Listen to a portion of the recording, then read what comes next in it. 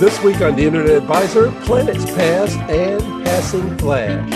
Disney dings us for another dollar, and we'll also be looking at ways to be able to get those gaming consoles that are so hard to find. We'll talk a little bit about Google's algorithms and SEO, a little bit more about Windows and them putting a new prize on our taskbar, and of course, we'll have Mike Brennan with MI Tech News. This and so much more coming to you on the Internet Advisor.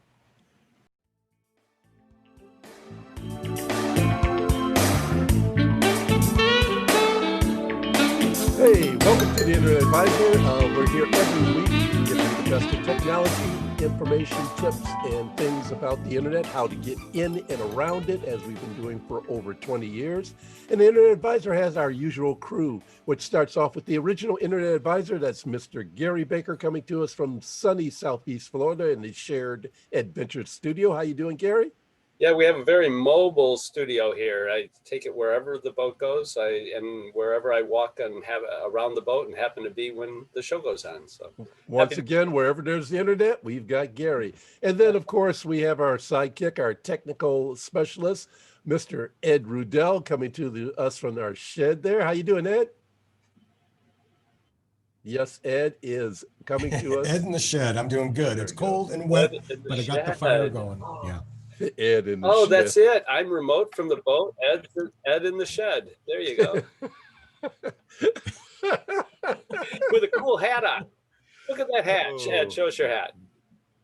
Yes, we can see it says Internet Advisor clearly on there. Thank you, sir. Oh my God. Hey, listen, guys, I was looking on the internet this week. But it covers the bald spot, yeah. Speaking of planets, this week I was looking at on the internet, and I noticed that an occurrence is going to happen that only happens once every generation, or roughly every 20 years. And that is both the planet Saturn and the planet Jupiter are going to be visible next to each other in the southern sky. So if you have a clear view, and I believe it's around the 21st, between now and the 21st, you'll be able to look at the sky, and you can, with a pair of binoculars, and be able to see both Saturn and Jupiter side by side. And this is really great. You're going to want to do this with your kids so they can see it. And then 20 years from now, when they have their generation of children, you can take them out, and they can take them out, and they'll be able to see it as well. So they can comment on and say, hey, that planet looks exactly like it did 20 years ago. It hasn't aged a bit. And so. And I remember doing that when Halley's Comet flew over, and that was in, Gary, help me, 89? I can't remember. I'll have to Google it. A long time ago. Hey, a long time ago. And it won't see it again in my lifetime. Yeah. If you really want to impress your kids, download the app Night Sky. There's actually other stargazing apps out there, but the Night Sky is the one I use. I also have a couple others that I use from time to time. One is called Planets, and the other is Night View Light. That's light because I didn't pay for it. But it's really great because it works on your GPS and on the time, the time in your phone, and it is localized for you. So if you take and hold it up to the night sky, you'll see the constellations, you'll see every star you pointed at, and as you move the phone around the sky, it'll change, and you'll be able to find the planets you're looking for, as well as all the different constellations you can point out to your kids. See that constellation? That's Gemini. See that one's Aries. That one there, that's the Little Dipper. That has the North Star attached, and here's how you find the North Star, and you can do that all right on your phone. It's amazing that that technology exists, and it comes because of the motion control sensing within the iPhones, which originally had that. 10 years ago, we used this in the Boy Scouts, and it was just amazing. I mean, real time, how you could track across the sky, and it was just like looking at the sky, a black screen with dots with words and describing everything. Simply amazing how realistic the panning feature is of that. What I wished they had at the time was an application that allowed us to track what's poison ivy, what's poison oak, is that an elm tree, is that an oak tree, is that red maple, that type of thing. Yeah, it'd be like what did they used to Still call have that? an application like that exists. They used to call that in the old days when they had pulp based storage. That was like a hiker's guide. So when they were outside, Yeah, they could, that's you know, right. tell what things It's called your look Boy Scout like. handbook. Stay away from these plants, right? Speaking of identifying stuff or not identifying stuff, there's something going on with DNS, Ed, that you found as well. Something that's oblivious. It's oblivious to me. I love that word, oblivious. DNS over HTTP. So oblivious DNS. So right now we have domain name services, which is usually every computer when they connect to the internet, they usually get their DNS server listing from their internet service provider, and it translates any address that is in your web browser or any application that's trying to search for something. It changes it from name to the internet protocol, the numeric IP address. And so that way you can these websites. The thing is, and why it's important for oblivious or anonymity is basically whoever the ISP is holds the DNS servers, and the DNS servers track on what are people trying to access, here, and they know where it's coming from. It's coming from your residence. So part of another brick in the wall by Pink Floyd, another brick in the wall towards the anonymity process is having oblivious DNS, which is basically a proxy server to anonymize. It goes from you to the proxy server and then to the DNS server, so that they have no way of tracking who's searching for what, basically. So to sum that up in 1 minute, Ed, for the layperson, they basically just use the DNS is just to make their life easier, so you don't have to remember a bunch of IP addresses. Is that correct? Yeah, that's what that is, right. And what they want to do is they want to introduce a new standard, and it'll probably come out in a few years, probably 2021, 2022, where most web browsers will support the ability of a DNS, oblivious DNS HTTP. So, and our browsers will support that in the near future. And it's like I said, it's just one more clink in our armor for anonymity. And because we're all getting tired of having ads targeted at us just because I looked up shoelaces or something like that. Absolutely. Halfway there already is like incognito, which is a selection you can make in your Chrome browser. It's not quite an anonymizer, but it does take and protect your identity to some extent, right, Ed? We'll go incognito for about 30 seconds, and we'll be back with more of the Internet Advisor.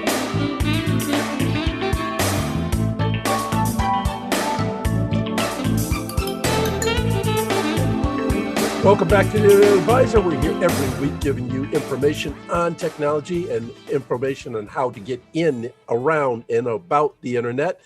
We come here every week, and you can catch our podcast on internetadvisor.net. Go to our website. You will have the podcast there, usually by Tuesday of every week. And in addition to that, you can see the behind the speakers view of the Internet Advisor by looking at Ed's Zoomcast that we have posted up there as well.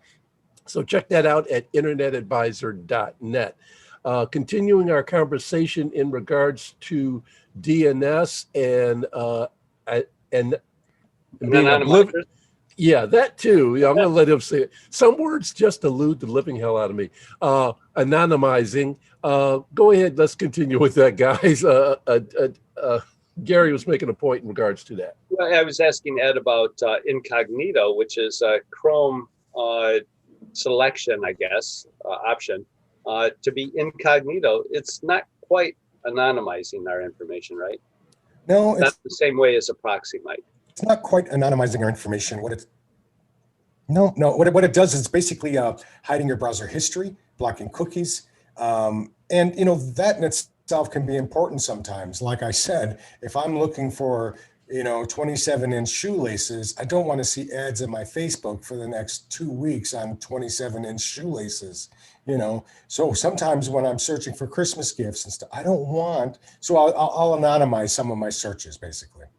But that information still goes to the ISPs and whoever else is searching it. If I'm doing a Google search, Google is still collecting that information, right? So they could target their ads towards me. That's still anonymized or not No. Anyways, so that's the difference. I'm not the only one that can't put the right emphasis on the right syllable. Hey, So listen. Google just came out with a change in their algorithms, and it's in a continuing quest to make things more relevant to you. They're actually causing us to really get a very skewed idea of the world. So if they want to make, if I like airplanes and they want to bring me only information or other information around airplanes, if I said King Air or something, it might take you without this way to make things relevant. It might take me to a lot of other information. But if it's, if they use their relevance search engine algorithms, then they're going to take me to aviation types of activity. That's great when you're sort of doing something like this, because now I only get things that seem relevant to me. Where I think the problems are, and Google has been called on the carpet for this a little bit, which is if I go to a conservative news outlet, then they're going to continue to push conservative news to me. So because that's all I see, I think everybody thinks that way.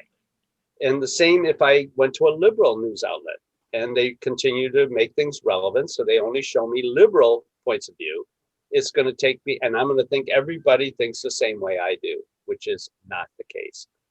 When we were looking at the election results in the last month or so, we flipped back and forth between Fox News and CNN. And the truth was somewhere in the middle, right? Neither one of us told us the complete truth. One was That's a great analogy. very right wing. The other was very left wing. Right. In that case, Gary, if you want, let's look at this from a different viewpoint rather than Google trying to skew us one way or the other. Let's say that Google is trying to provide us a tool that makes our life better for us. Would the way to fix that situation be? So the way to fix that situation is if you happen to go to a conservative site, also go to a liberal site, and it'll automatically balance itself out for you, right? Yep. Well, and so it doesn't automatically do it, but you have to search. But you'd look at one, look at the other, and kind of decide that not everybody has the same point of view. And you kind of figure out that probably the truth is somewhere in the middle. Okay, right. So what Google was doing was trying to do something that was, a pie in the sky, like Gary said, making it relevant. But what's happening is it's come back and bit him in the behind because of all the in this case, right? That makes perfect sense. All the rest of the searches, searching for aviation or searching for trains or searching for boats or searching, Well, it was like Fermi trying to when he invented the atomic bomb.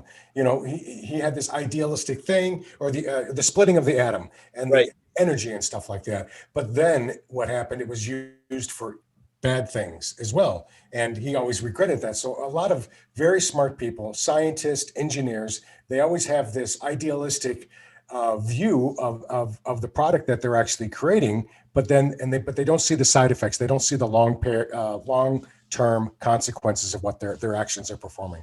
Or they think the good outweighs the bad. People could take and corrupt almost correct, right? Anything you do, somebody can corrupt it, but they think the good outweighs the bad. Yeah, and it, in the long run, it probably does. In the particular case of political news, maybe not so much. Right. A shovel is a great tool, but if you're watching Dawn of the Dead, it's also a weapon, right? Right. Hey, listen, doesn't happen to be my favorite show, Ed, but yes, I think you're right.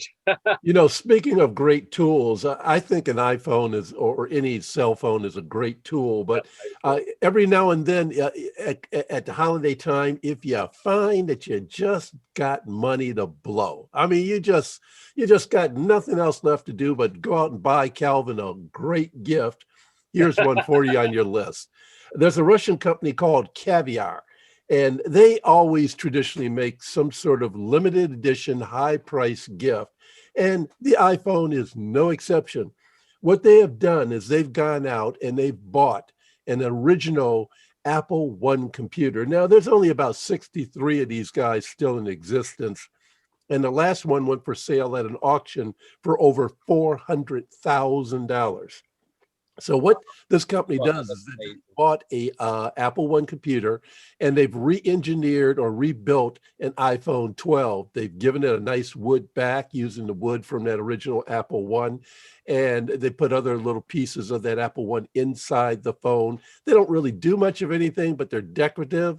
And for a mere $9,999, you too can own one as well. So. Check that out. I found that link on Mac Rumors on that, and we'll put a link on our website as well. So, looking for that special gift for that last minute purchase, little stocking stuffer that you can put in there. I'll be looking in my stocking for $10,000 iPhone. I'm all in for that. You know what that reminds me of? That reminds me of how they used to sell the patron saint medallions or whatever, and it has so and so's little hair embedded in that medallion or something. Oh yeah, that made it special. Made it special. In addition to what popped up for me this last week was, the way they sometimes show you, memories, right? And yes.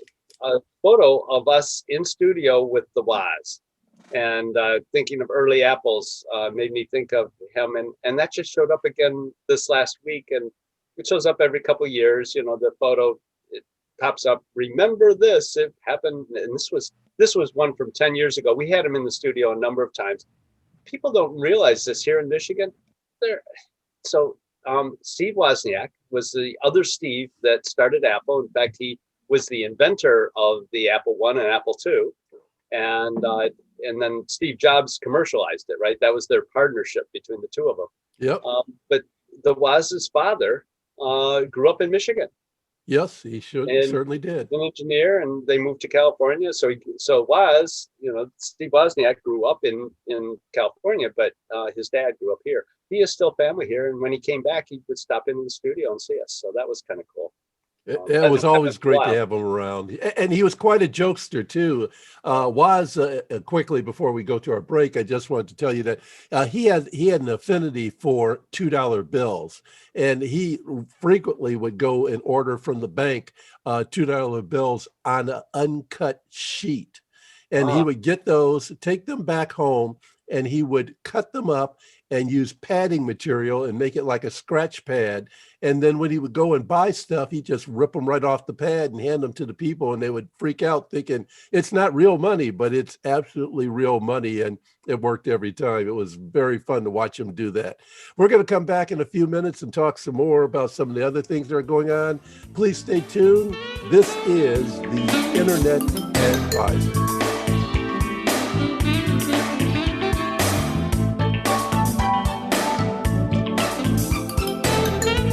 We're here at the Internet Advisor with Gary Baker, Ed Rudel, and your host, Cal Carson, here every week. And if you ever have any questions for the Internet Advisor, technical questions you'd like to have answered, please feel free to go to internetadvisor.net.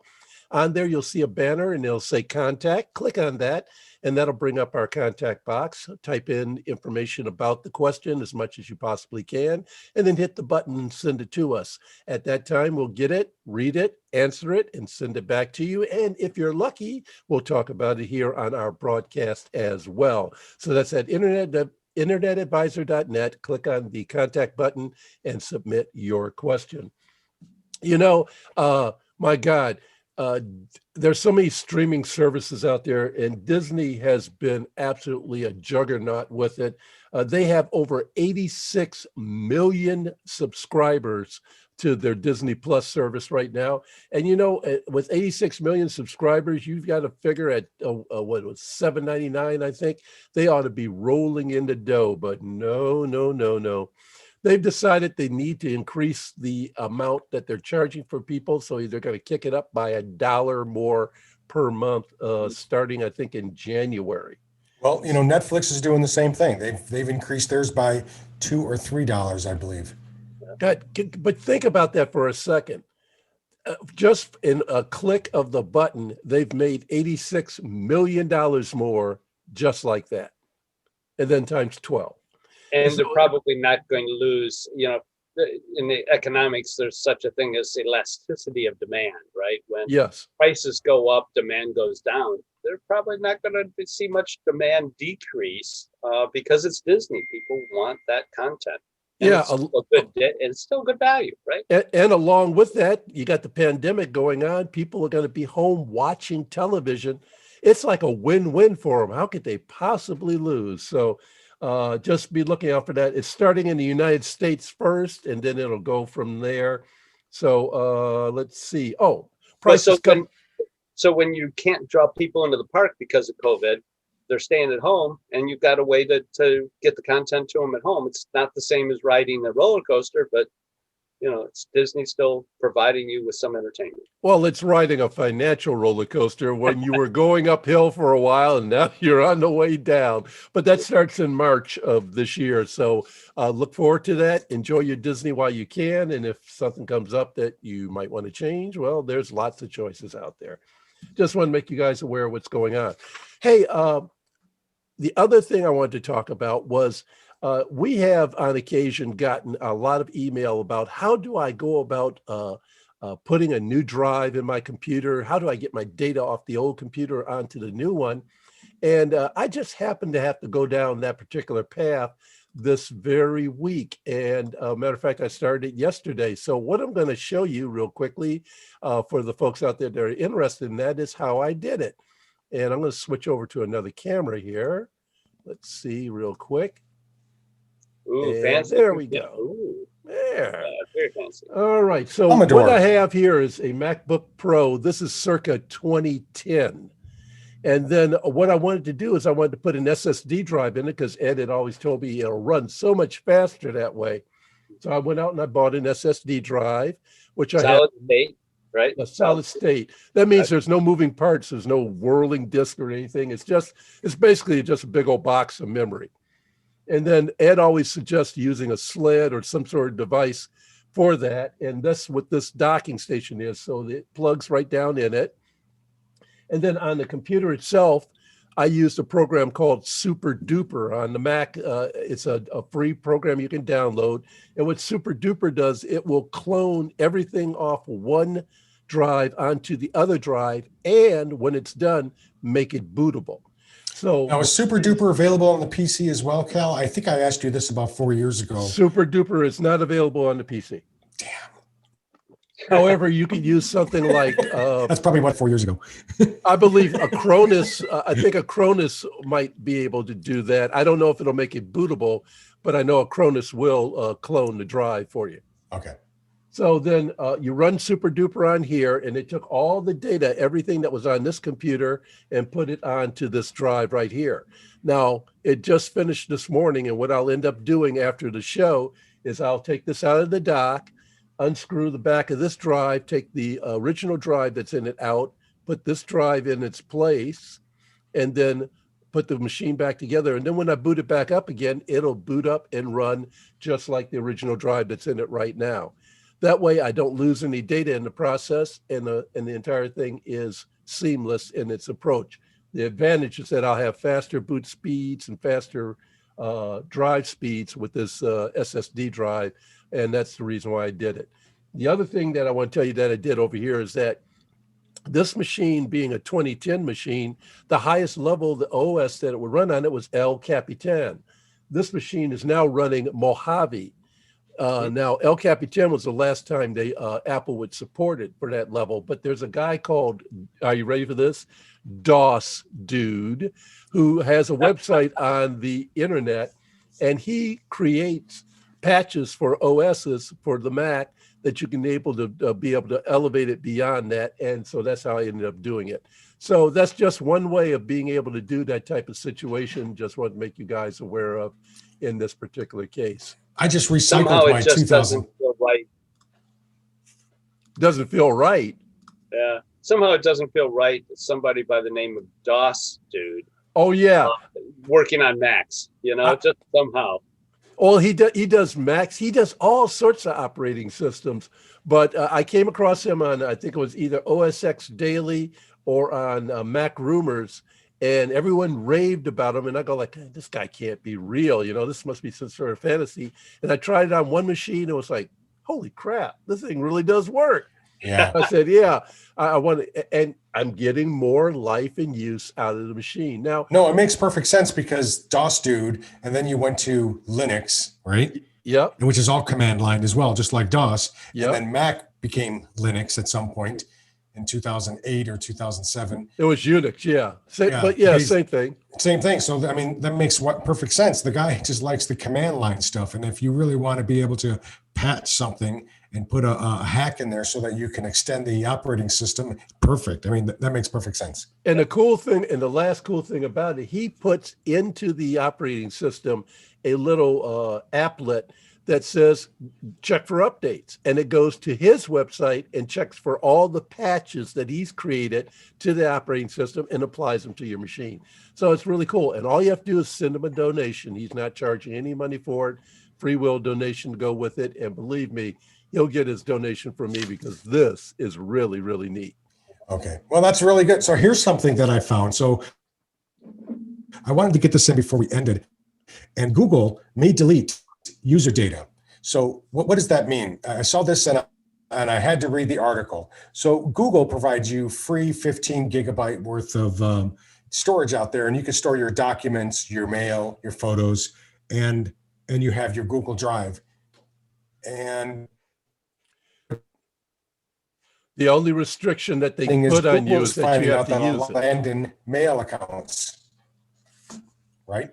Yeah, they're not using it. So Google basically in 2021 is going to basically start deleting those accounts. They're going to send email notifications to the users expressing that. And then if they don't reply, they're going to remove the data, basically.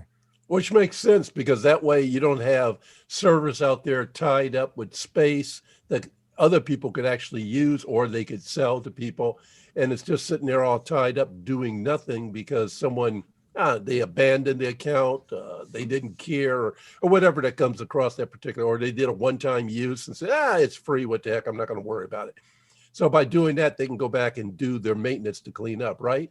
Yeah, oh, absolutely. So that works out really, really well. So be aware of that, folks. It's really important that you use these accounts. And if Google is doing it, you can bet Microsoft will start doing it with their live services, and anyone else that's giving you free services are going to start doing it.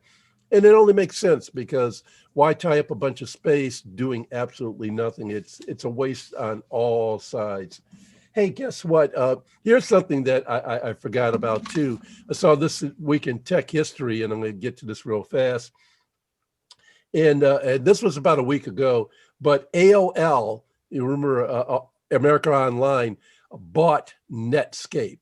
And Netscape was my favorite browser. I used to just love that browser. But AOL had their own particular twist on the browser. It wasn't all that smooth. And so they eventually went out and they bought Netscape. Netscape was great. Matter of fact, at one time, it was the de facto standard for the internet. But just like everything in the internet, if you don't keep up with what's going on or become an innovator or do something new and exciting, you're eventually going to just fall off in oblivion. That was 1998? Yes. Well, November. if you remember that Mark Andreessen, who started Netscape with Jim Price from Silicon Graphics, he was a grad assistant and got a great big grant from the federal government back in 93, 94 to develop Mosaic, which was the first graphical browser. He was working at the University of Illinois Urbana campus at the time. And before Mosaic came out, we went over and met with him. And it was at that time, none of us knew how big this was going to be. But he and his group developed Mosaic, which was the very first graphical browser. It was in the public domain. So then he left the University of Illinois and formed Netscape with Jim Price, and built Netscape 9 months later. Netscape came out. And so just like Netscape went away eventually, so will we for a break. So we'll be back shortly with more of the Internet Advisor.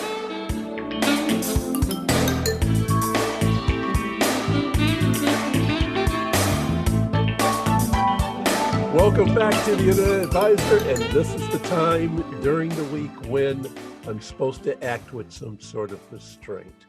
And I'm going to try to do that. No, I'm not going to do that. I'm going to tell you about the man that is part of the internet advisor that we have here every week. He's the man that we go to whenever we need information about what's going on in and around the great state of Michigan. If it deals with technology, he's the man to know. We go see Mike Brennan with MI Tech News. How you doing, Mike? I'm always amazed at what you come up with, Cal. I'm doing fine, thank you. It's real easy to do. You just kind of jumble things around in your head, and eventually something I just thought pops maybe you out. had a little extra something in your coffee this morning or something, so. Well, you never know. You never know. It's But the this is the holidays, part. you're supposed to, right? So. Yeah, you got to have fun. Why not? If you're Yeah. not going to do that, why even bother starting? So I'm There going to turn you it over to go. you and Gary, because you guys take care of MI Tech News every week. Go ahead, Gary. Well, and I'm just looking at Mike's sweater. That looks Christmassy. You like that? You're in season. Yeah, I'm nice. saving the stocking cap for when we get a little closer to Christmas, and then I'll start wearing that. So. Be like a little elf, eh? Yeah, all pretty right. much. Yeah, I'm gonna see if I can get those things that go on your ears to make them go pointy, and then we'll be all good, right?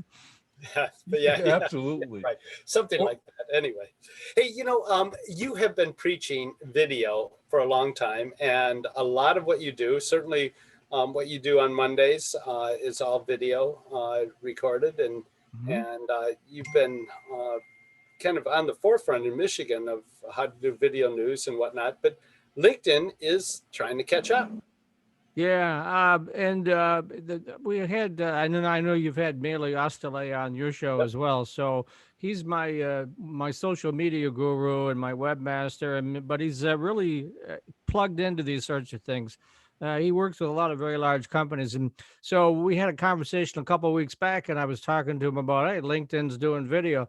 Well, it's not kind of like Zoom. You just don't sign up and go. LinkedIn vets you. It turns out if you're a business, they won't let you do it unless you have some previous experience doing videos, and then it's got to be at least 10 minutes long. It can't have any promotional material in it, and it has to be live. I mean, those are some pretty good hurdles to jump over there. But then you have to submit an application, and if they accept you, then they let you do it. So it's a different kind of approach, Yeah, but not, it kind of almost curated but they curate and accept the entity. In this case, Mele has a company called Smart Finds Marketing, Right. and so they let him in because he's such a guru in video, and you guys. But for the rest of us that maybe we don't do video all that well, so we go practice on some other site before we can. They actually want to see that. They want to see your videos that you have done before they approve your application. I haven't actually applied yet. I just, got briefed on this last Monday. So, but I'm probably going to give it a whirl just to see what happens, Well, you do video real well, so I'm guessing you're going to get in. That's, just we try, right? there's so many others out there, right? That's the way that they set standards and make things, that way you end up getting a quality product rather than just anybody just getting out there and putting a fly-by-night video up, right? Yeah, they're trying to keep it from being Facebooked. Facebook is anybody can do anything on Facebook pretty much. And LinkedIn being actually is a business news portal. They're being much more restrictive and more business-like, so. Well, as video matures, so does TV.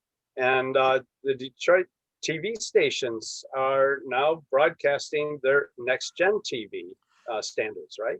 Yeah, no, I don't do terrestrial TV. I have an antenna. I've just with my Roku box, but I've just never bothered to hook it up. But this case, I may do that just to see, excuse me, what the quality is. But it's supposed to be it's a new frequency they're sending out, and it's supposed to be really enhanced. It's supposed to be much better and almost like cable TV quality kinds of pictures, but it's also attuned to being able to be more interactive. And for instance, there's going to be all the major stations in Detroit are playing around with the Channel 7, Channel 4, 62, 2, and 20. They're all playing around with it. So for those folks that still do get that, over the antenna stuff, then check it out. But I haven't had a chance to do that, but it's supposed to be really very crystal clear. Yeah, it's interesting. I have to go to the cutting the cord kinds of technology simply because if I don't, I need a really long cable. Yeah. When I take the boat out. Do they have a cable that runs to the Bahamas? I don't know if they do. Yeah, only 48 miles from here. Maybe I could get one like that. Who knows? Yeah. Anyway, so there's a couple stations down here that over the last have all of a sudden come in clearly when I just tuned to regular over-the-air TV.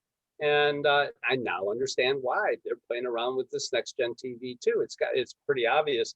And then there's some other stations down here. I still, sometimes I get better quality when I cruise south. I get a little better quality than if I cruise north or cruise over to the Bahamas. So it's. You sure it's just not the hurricanes that are love to see them like all. bending the antennas?